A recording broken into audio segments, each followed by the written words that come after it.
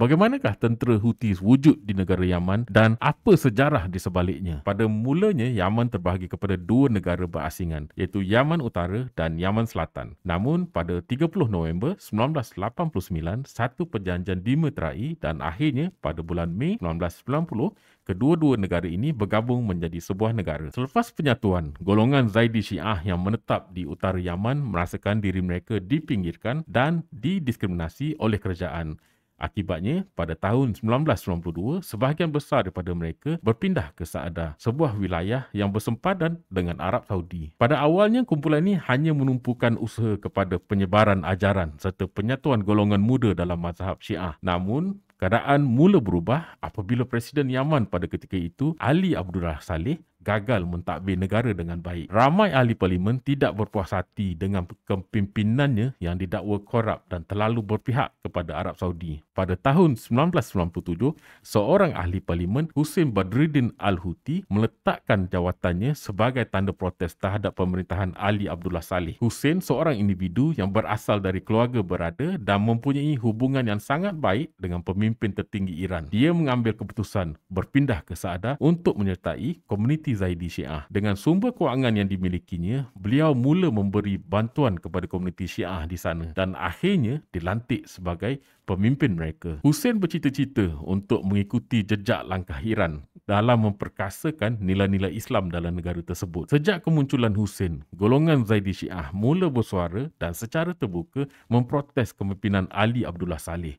Protes ini kemudian bertukar menjadi pemberontakan bersenjata. Mereka mula memperluaskan kawalan mereka di wilayah Sada. Kebangkitan ini membimbangkan kerajaan Yaman dan mula menekan kumpulan tersebut. Konflik ini berlarutan sehingga tahun 2001. Landscape politik di Timur Tengah berubah secara drastik akibat serangan 11 September di Amerika Syarikat. Amerika Syarikat mula menjalinkan hubungan ketenteraan dengan kerajaan Yaman, menjadikan negara itu sebagai sebahagian daripada operasi ketenteraannya di Timur Tengah. Kemarahan kumpulan Houthi memuncak apabila Amerika Syarikat melancarkan serangan ke atas Iraq pada tahun 2003. Sejak peristiwa itu, kumpulan Houthi semakin mendapat sokongan rakyat Yaman, menyebabkan bilangan pejuang mereka meningkat secara mendadak. Melihat kumpulan Houthi sebagai ancaman besar, Presiden Yaman mengarahkan operasi ketenteraan di utara negara itu. Pada tahun 2004, Hussein Badruddin Al-Houthi akhirnya dilenyapkan. Namun, peristiwa ini menjadi pencetus kepada kebangkitan lebih besar dalam komuniti Zaidi Syiah. Perjuangan mereka tidak hanya tertumpu kepada tentera Yaman, tetapi juga Arab Saudi. Mereka mendakwa Arab Saudi memberikan bantuan ketenteraan kepada kerajaan Yaman.